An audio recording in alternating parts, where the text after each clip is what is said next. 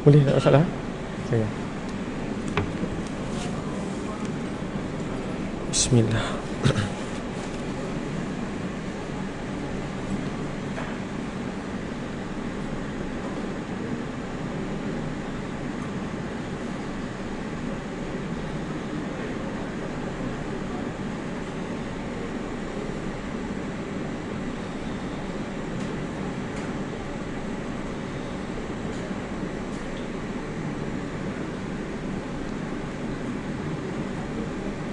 Solat. Ada orang solat. Ada orang solat sangat.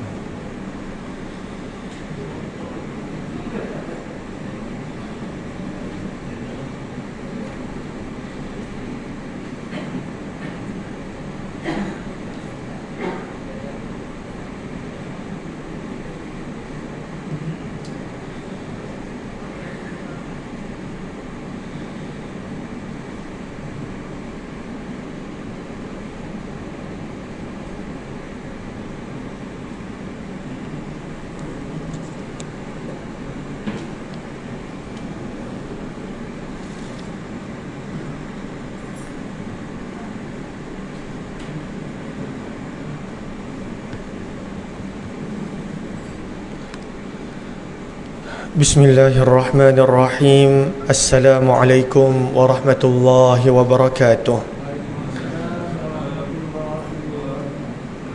Bismillah, alhamdulillah, wassalatu wassalamu ala habibillah Sayyidina Muhammad ibn Abdillah wa ala alihi wa sahbihi wa mawalah.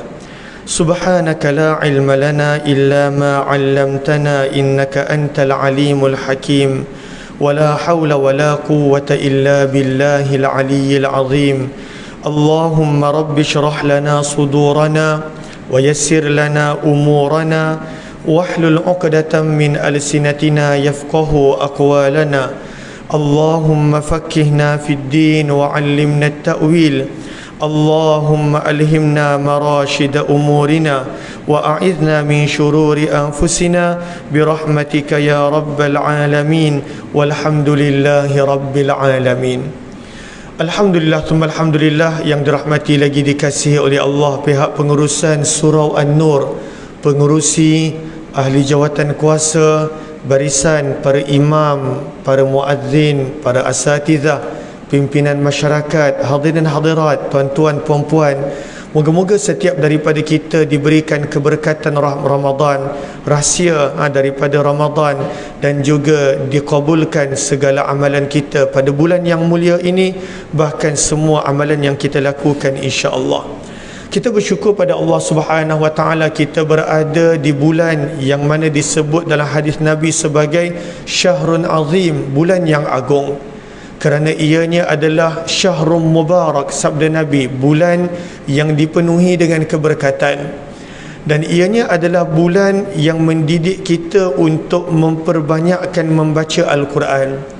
Ketika mana kita lihat di dalam Al-Quran, di dalam suratul Baqarah, apabila Allah Subhanahu wa taala sebut, ya ayyuhalladzina amanu, wahai orang-orang yang percaya, yang beriman, kutiba, difardukan alaikum, ke atas kamu, as-siyam, puasa, difardukan puasa, seperti mana telah difardukan kepada umat-umat yang terdahulu.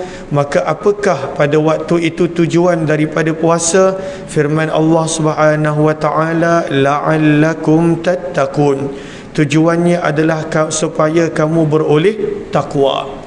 Maka puasa tujuannya adalah supaya kita beroleh takwa, yang mana Imam Ghazali ketika mana membicarakan tentang takwa dalam kitabnya Minhajul Abidin menyebut jalan para hamba, maka takwa itu antara maknanya adalah meninggalkan apa yang Allah tak suka, buat apa yang Allah suka. Itu takwa.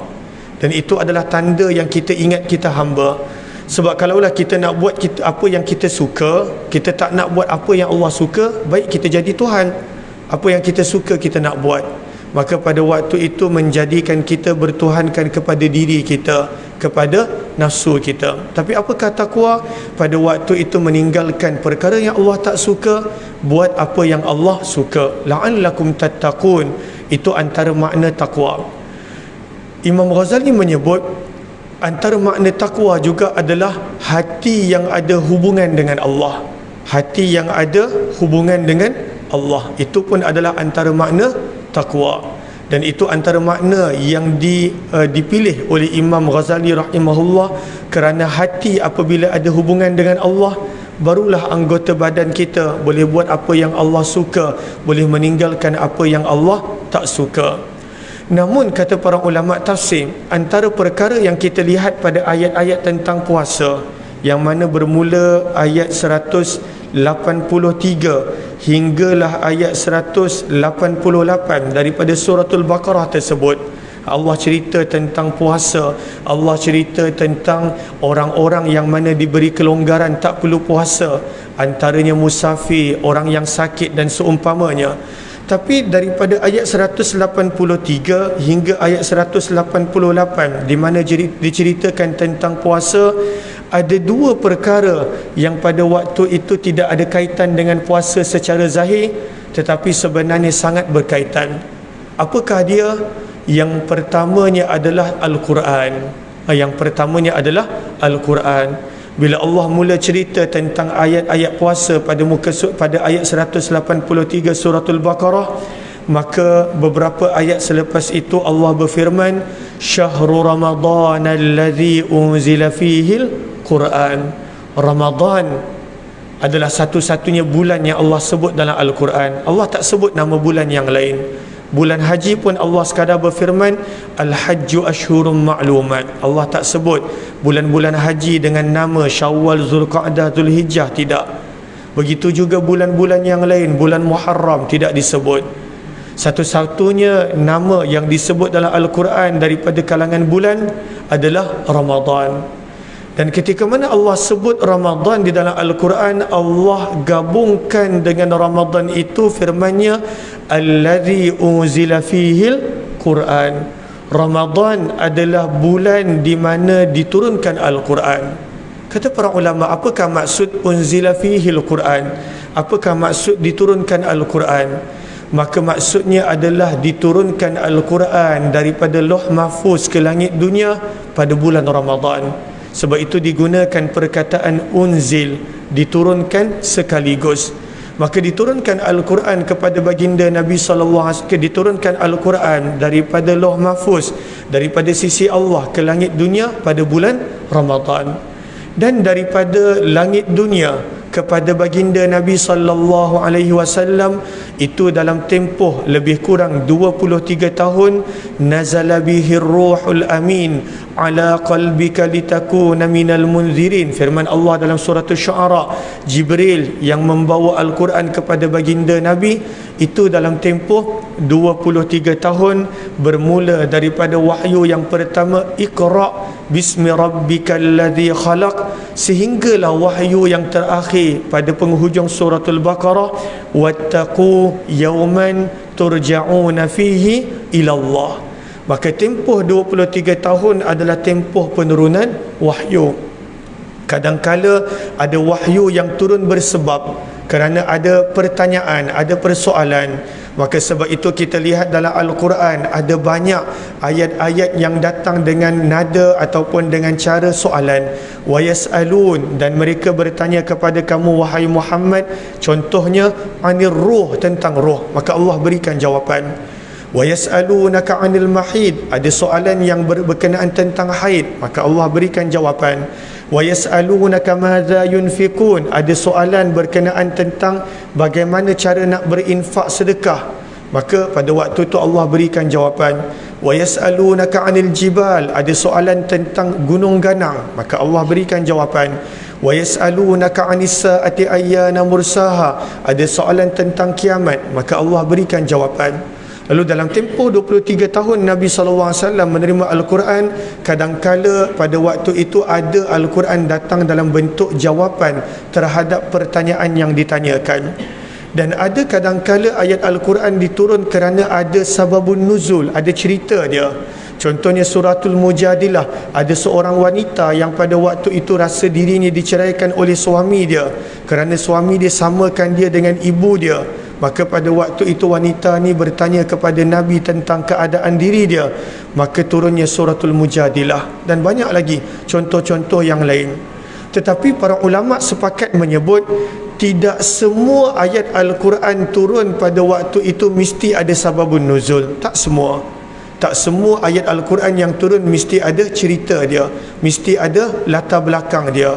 Namun inilah Al-Quran yang mana Allah sebut kelebihan Ramadan, kemuliaan Ramadan ada kaitan pada waktu itu dengan Al-Quran. Syahrul Ramadan alladhi unzila fihil Quran. Satu mukjizat yang agung, satu mukjizat yang sangat agung. Kenapa mukjizat yang agung? Kita mungkin tak faham. Al-Quran diturun bersesuaian dengan zaman Nabi SAW.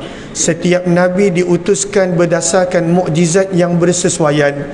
Kenapa Nabi Musa diberikan tongkat yang boleh berubah menjadi ular?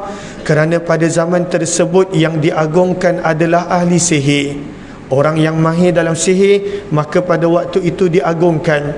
Sebab itu bila Firaun nak lawan dengan Nabi Musa, dia bukan lawan bola, lawan syair, lawan apa? Dia lawan bergaduh dengan ahli sihir dia.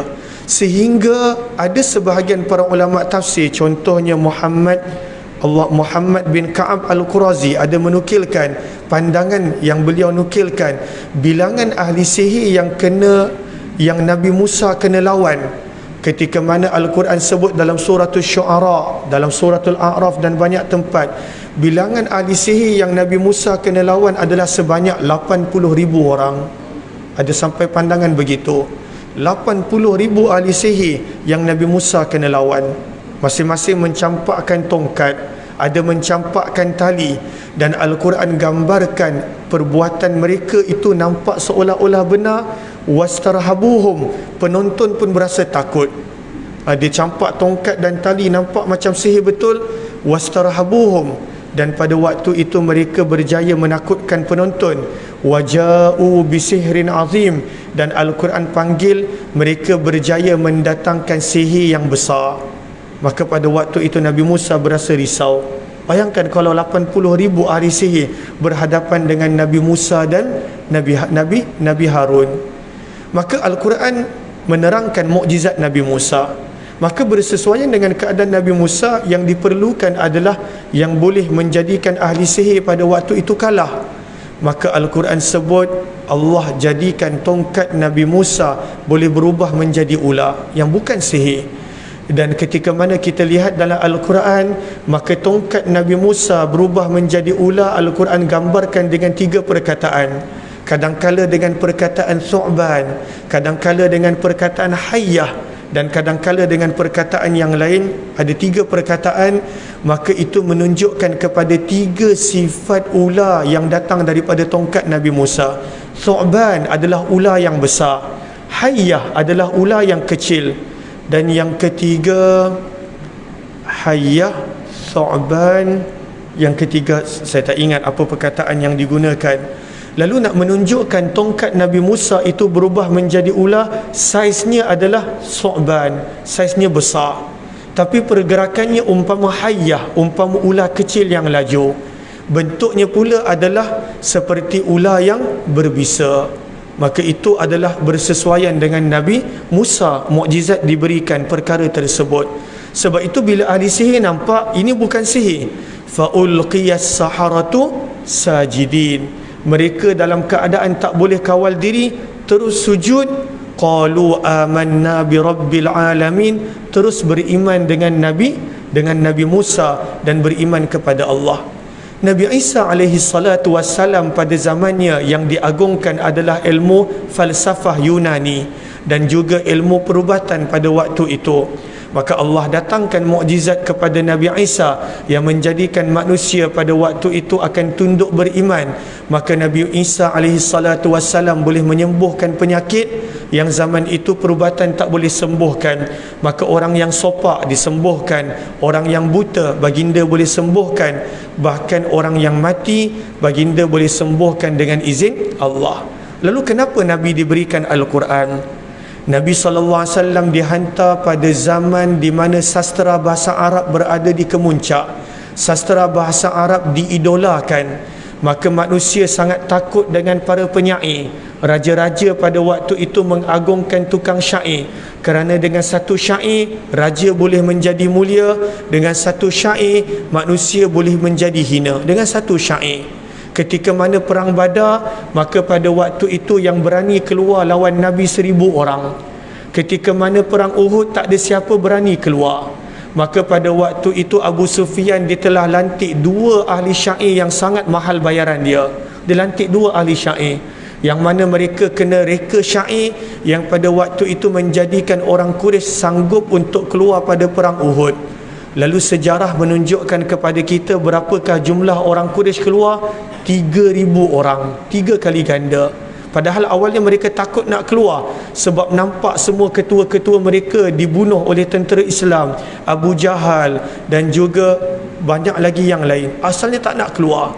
Tapi bila orang Arab dengar dia syair, bukan sekadar 1,000, 3,000 orang yang keluar. Syair, sastra bahasa Arab mempunyai kedudukan yang tinggi pada zaman itu. Sebab itu bila kita pergi ke Turki, kita lihat Quran yang ditulis oleh Uthman bin Affan, yang dikenali sebagai Uthmaniyah, rasam Uthmaniyah, maka Al-Quran itu tidak ada baris. Tak ada baris. Tak ada baris, orang boleh baca. Dia belajar nahwu saraf, dia boleh baca, tak ada baris. Orang yang belajar bahasa Arab, dia boleh baca kalau tak ada baris. Tapi Al-Quran yang Sayyidina Uthman bin Affan tulis bukan tak ada baris, titik pun tak ada. Tak ada titik. Kerana dahsyatnya sastra orang Arab pada zaman itu, yang ummi-ummi, yang tak tahu membaca menulis itu memang ada. Tapi yang boleh membaca menulis, mereka punya hebat bahasa Arab, dia tak perlu titik nak tunjuk ini ta ataupun sa ataupun ba. Kita ada titik pun salah. Sa kita baca ba. Ada titik, pakai kacamata kadang-kala salah lagi. Orang Arab sastra dia punya hebat. Lalu Al-Quran yang ditulis pada zaman Khalifah Uthman bin Affan, padahal itu tahun 25 Hijrah, Nabi wafat tahun 11, lebih kurang 14 tahun selepas kewafatan Nabi.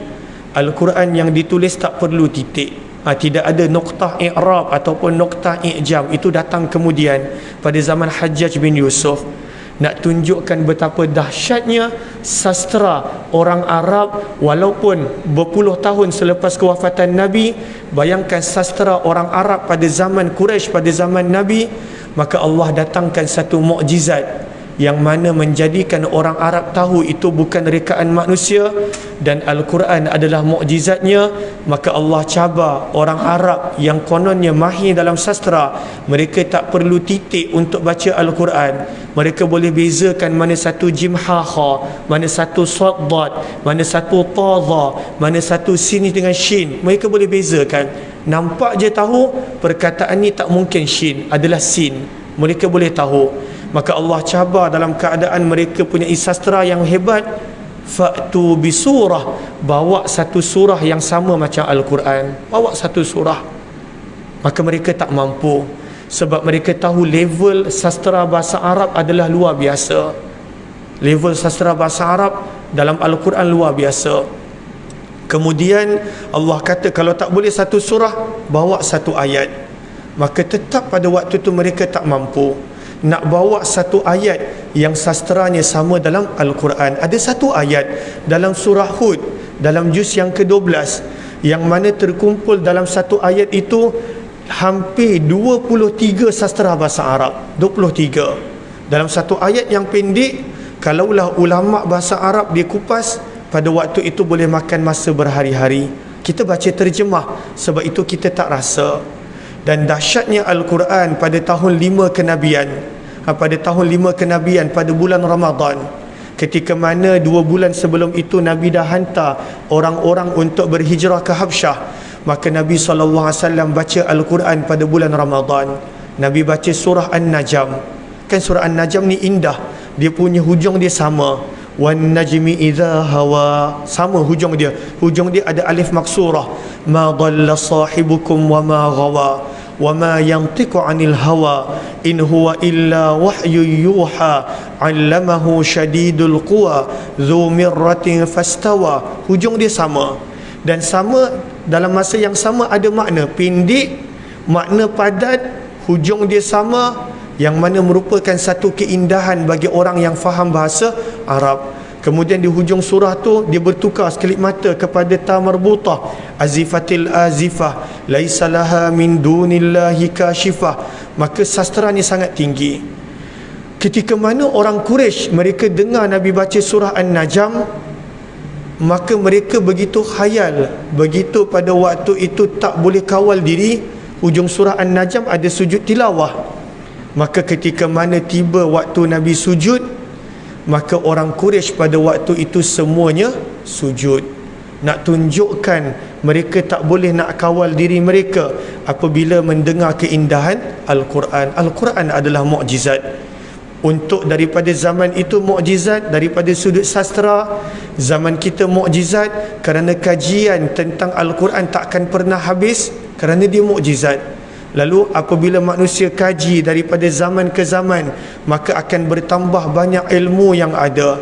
Takkan pernah habis ilmu daripada Al-Quran. Sebab itu ulama tafsir yang kemudian dia boleh kupas Al-Quran dengan lebih mendalam berbanding dengan ulama tafsir sebelumnya, dan ulama tafsir yang akan datang mereka boleh kupas Al-Quran lebih daripada ulama-ulama yang terdahulu, asalkan Al-Quran itu tak dikupas dengan nafsu ataupun dengan pandangan peribadi, tetapi Al-Quran perlu dikupas, dia ada syarat-syarat dia, ilmu-ilmu yang tertentu. Maka orang yang datang kemudian mereka boleh mengupas Al-Quran lebih daripada yang terdahulu. Kenapa? Sebab Al-Quran adalah mukjizat. Maka Allah gabungkan ketika mana mencerita tentang puasa, bahawa Al-Quran adalah yang memberikan kemuliaan kepada Ramadan. Namun kalau kita perasan beberapa ayat selepas itu, pada ayat 186 ada satu lagi ayat yang tak ada kaitan dengan puasa. Padahal sepanjang dua muka surat ini Allah Subhanahu Wa Taala ceritakan tentang puasa.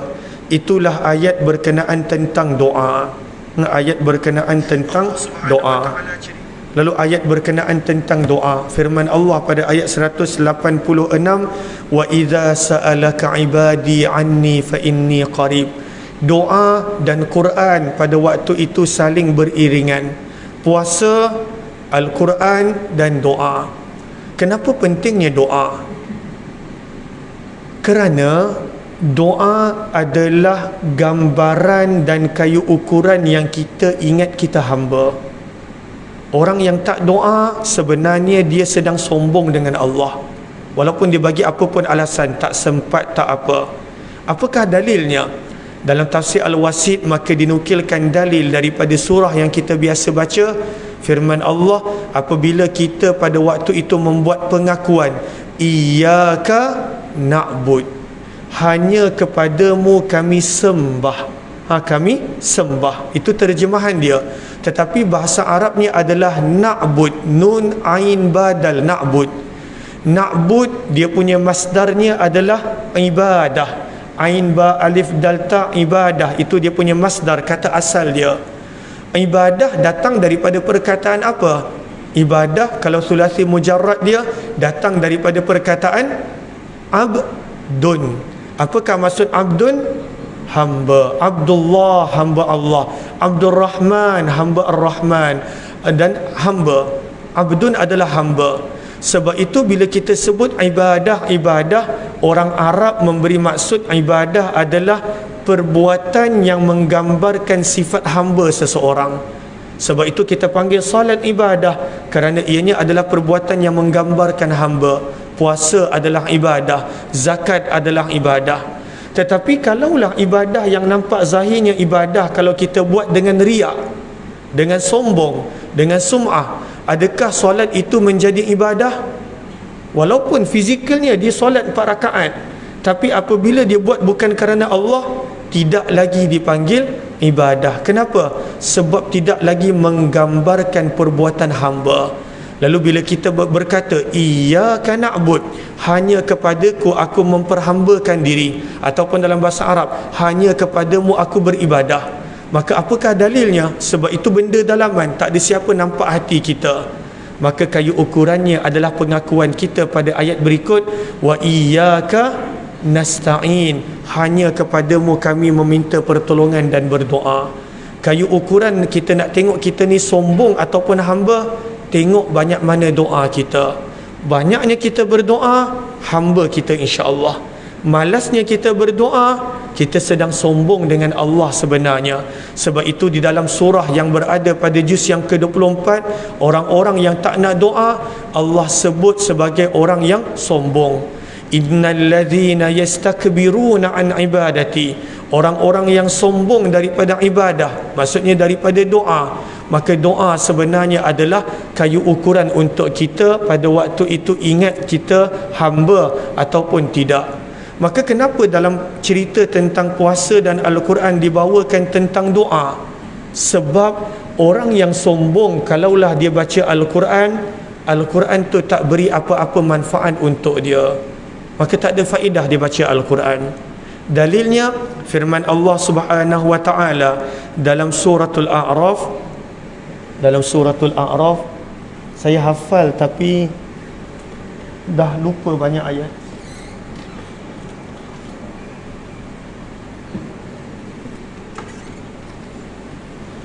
Lalu firman Allah Subhanahu wa taala dalam suratul A'raf pada juz yang ke-9, firman Allah menunjukkan kepada kita bahayanya sombong, dan itu tak nak ada ketika mana membaca Al-Quran. Firman Allah pada suratul A'raf ayat yang ke Sa'asrifu an ayati allazina yatakabbaruna fil ardh, pada ayat 146. Suratul A'raf, surah yang ke-7, ayat 146. Pada muka surat 168, firman Allah, Sa'asrif, aku akan palingkan. Dalam tafsir maknanya apakah maksud Allah paling? Allah tutup hati. Allah tutup hati. Daripada apa? An ayati, daripada ayat-ayat aku, daripada ayat-ayat Allah. Allah palingkan manusia daripada ayat Allah. Allah tutup hati manusia daripada ayat Allah. Siapa?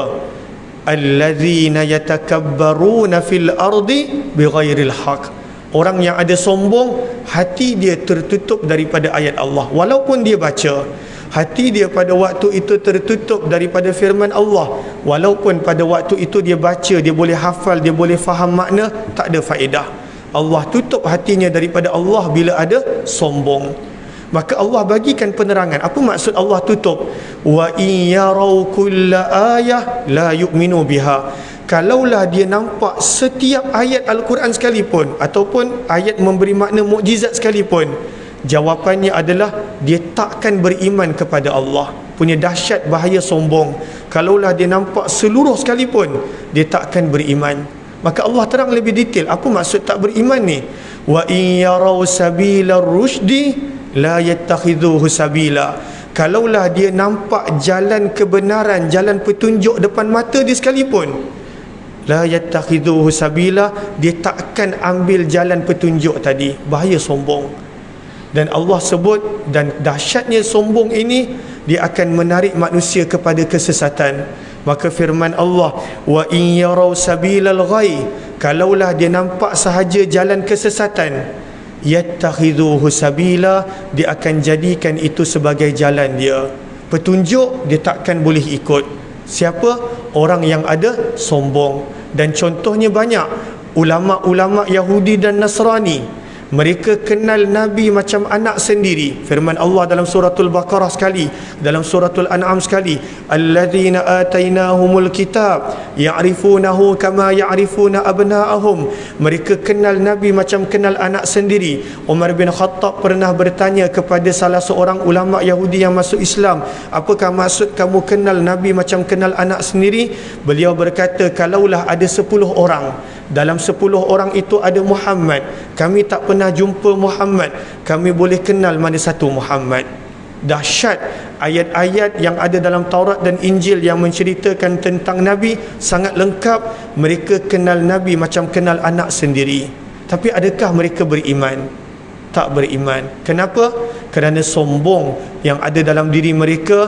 Mereka anggap Nabi daripada bangsa Arab, sementara mereka adalah daripada Bani Israel, yang mereka anggap lebih mulia daripada bangsa lain. Maka pada waktu itu mereka tak beriman kepada Nabi SAW.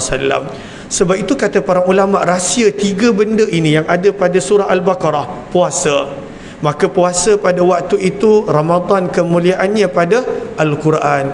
Sebab itu para ulama yang terdahulu mereka sibukkan diri dengan membaca Al-Quran siang dan malam. Qatadah rahimahullah, salah satu nama yang mahir dalam yang banyak kita baca dalam tafsir, bila luar Ramadan dia akan khatamkan Al-Quran setiap 7 hari luar Ramadan. Masuk Ramadan 20 hari pertama dia akan khatamkan Al-Quran 3 kali sehari. Tapi bila masuk 10 malam terakhir dia akan khatamkan Al-Quran setiap hari satu khatam. Itu adalah Qatadah rahimahullah. Imam Asy-Syafi'i rahimahullah luar Ramadan sibuk mengajar, pada waktu tu menulis dan sebagainya. Tapi bila masuk Ramadan dia berhenti buat semua, dia tak mengajar. Pada waktu itu Allahumma salli ala sayyidina Muhammad, tak berkongsi ilmu. Saya tahun ni baru saya mula kurang. Kalau tak sebelum ni saya banyak buat kelas-kelas daripada sudut kuliah dan sebagainya. Tapi tahun ni pada waktu tu saya banyak kurang. Saya banyak kurangkan sebab nak khatamkan Al-Quran. Kalau tak tahun sebelum ni tak cukup masa, sebab dengan program subuhnya, program duhanya. Tahun ni saya ambil hanya zuhur je. Maghrib saya tak ambil. Saya tak ambil. Subuh pun saya tak ambil. Saya tak ambil apa-apa program supaya pada waktu tu boleh baca Al-Quran. Tapi Imam Asy-Syafi'i dan Imam Malik lagi dahsyat. Dia langsung tak mengajar pada bulan Ramadan. Langsung tak ada. Langsung tak mengajar. Tutup kelas. Tak ada mengajar pada bulan Ramadan. Dia tutup kelas. Tak ada apa-apa. Kenapa? Al-Quran dan Al-Quran. Sentiasa Al-Quran. Maka pada waktu itu Imam Syafi'i dalam sebahagian riwayat daripada anak muridnya menyebut beliau boleh khatamkan sehari sampai 2 kali khatam. Sebab langsung tak jumpa dengan orang. Ramadan je pada waktu itu mengasingkan diri, tak jumpa dengan anak murid, tak tulis kitab, tak mengajar, tak buat apa. Al-Quran dan Al-Quran. Maka Al-Quran yang menjadikan Ramadan itu mulia. Kemuliaan Ramadan terletaknya dalam Al-Quran. Tapi kenapa pentingnya doa pada muka surat yang ada dalam surah Al-Baqarah? Kerana doa pula mengingatkan kita yang kita adalah hamba. Kita malas doa, sebenarnya kita lupa kita hamba. Sebab itu kalaulah kita tengok doa-doa yang dikumpulkan oleh Imam An-Nawawi dalam kitabnya Al-Adhkar, ataupun kitab-kitab seperti kitab Ibn Sunni Amalul Yaumi wal Lailah, tersangat-sangat banyak doa Nabi. Kenapa banyak sangat doa Nabi? Kerana pada waktu itu menunjukkan kehambaan Nabi sallallahu alaihi wasallam. Banyak berdoa menunjukkan kita hamba. Lalu kita tak nak buat apa-apa kecuali dengan kita pada waktu itu berdoa. Maka sebab itu antara doa yang perlu kita perbanyakkan pada bulan Ramadan adalah doa Allahumma innaka afu tuhibbul afwa fa'fu anni. Lagi-lagi pada malam-malam Ramadan, berdasarkan hadis riwayat Tirmizi, ketika mana Aisyah tanya dengan Nabi, dengan suami beliau, dengan Nabi SAW, wahai Rasulullah, lau alimtu ayya laylah laylatul qadar madza aqul. Tanya Aisyah kepada Nabi, kalaulah aku berkesempatan bertemu dengan malam Al-Qadar, apa yang patut aku baca? Maka Nabi bimbing dengan doa Allahumma innaka afu, ya Allah sesungguhnya Dikau Maha Pengampun, tuhibbul afwa, suka untuk mengampunkan, fa'fu anni, maka ampunilah daku. Banyakkan membaca doa tersebut pada malam-malam Ramadan dan banyakkan baca Al-Quran. Tak rugi orang baca Al-Quran. Orang yang baca Al-Quran ni dalam hadis Nabi SAW sebut sebagai ahlullah, orang-orang Allah. Kalau kita tengok kat dunia ni, bila kata ini orang sultan, orang hormat, ini orang sultan ni, orang sultan, ataupun ni orang menteri ni, orang hormat, orang menteri. Orang menteri maka orang hormat, kerana pada waktu tu macam-macam dia boleh dapat daripada dia, orang menteri. Ini orang yang baca Al-Quran adalah ahlullah, orang-orang Allah. Yang mana pada waktu itu orang-orang yang baca Al-Quran ini dengan istiqamah, insya-Allah doanya akan mustajab, sebab dia baca kalamullah. Itu antara kelebihan Al-Quran, dia adalah orang Allah. Kelebihan Al-Quran yang lain, tak mungkin miskin pahala orang yang kerap baca Al-Quran. Mustahil miskin pahala. Dia boleh jadi miskin pahala kalau dia hutang dengan manusia dekat dunia. Dia mengumpat, dia namimah, mengadu domba, dia jatuhkan maruah orang, dia boleh jadi miskin pahala, sebab dia kena bayar dengan pahalanya di hari akhirat. Tapi orang yang baca Al-Quran mustahil miskin pahala, sebab satu huruf 10 hasanah. 10 pahala. Maka kalaulah dibaca sebanyak mungkin, maka mustahil miskin pahala orang yang baca Al-Quran. Dan orang yang baca Al-Quran, maka Al-Quran akan jadi pembelanya di hadapan Allah, memberi syafaat untuknya. Dalam kubur, Al-Quran akan bantu dia. Di hari kiamat, Al-Quran akan tolong dia. Lagi-lagi di hadapan Allah, maka Al-Quran akan menjadi peguam dia. Al-Quran takkan benarkan Allah tanya soalan kepadanya. Dahsyat tu. Allah nak tanya soalan pun Al-Quran tak bagi. Lalu Allah nak tanya soalan kerana hisab perhitungan, tapi Al-Quran tak benarkan. Maka inilah bulan Al-Quran. Jangan letih daripada membaca Al-Quran. Dapat khatam sekali, maka tambah lagi, berterusan baca. Mudah-mudahan Allah jadikan kita ahli Allah, orang-orang Allah yang mendapat kemuliaan di sisi Allah Subhanahu wa ta'ala. Maka ini yang kita dapat kongsikan dalam pertemuan selama beberapa minit ini. Mudah-mudahan kita azam paling kurang, kalaulah sebelum ini kita tak pernah khatam Al-Quran, paling kurang pada bulan Ramadan ini kita khatamkan Al-Quran. Paling kurang sekali. Kalau kita dah biasa sekali, jangan rasa selesa, buat khatam kali kedua. Kalau dah biasa kali kedua, buat 3 kali. Setiap 10 hari 1 khatam. Jangan pernah berhenti daripada kebaikan, kerana malaikat menyeru pada bulan Ramadan, ya baghiyal khair akbil, wahai orang-orang yang nakkan kebaikan, inilah masanya. Nak kebaikan, inilah masanya. Wa ya baghiyash syarr aqsir, malaikat menyeru, wahai orang-orang yang masih lagi nak buat jahat pada bulan Ramadan, berhenti. Inilah waktu untuk berhenti daripada maksiat. Mudah-mudahan Allah jadikan setiap daripada kita ada hubungan yang rapat dengan Al-Quran. Amin ya rabbal alamin. Apa yang baik daripada Allah Subhanahu wa ta'ala, yang tidak daripada kelemahan diri serta kekurangan ilmu, moga Allah Subhanahu wa ta'ala jadikan apa yang disampaikan manfaat untuk diri saya terutamanya dan setiap daripada kita. Wabillahi taufiq wal hidayah. Assalamualaikum warahmatullahi wabarakatuh. Jazakumullahu khaira. Terima kasih di atas segala perhatian yang telah diberikan.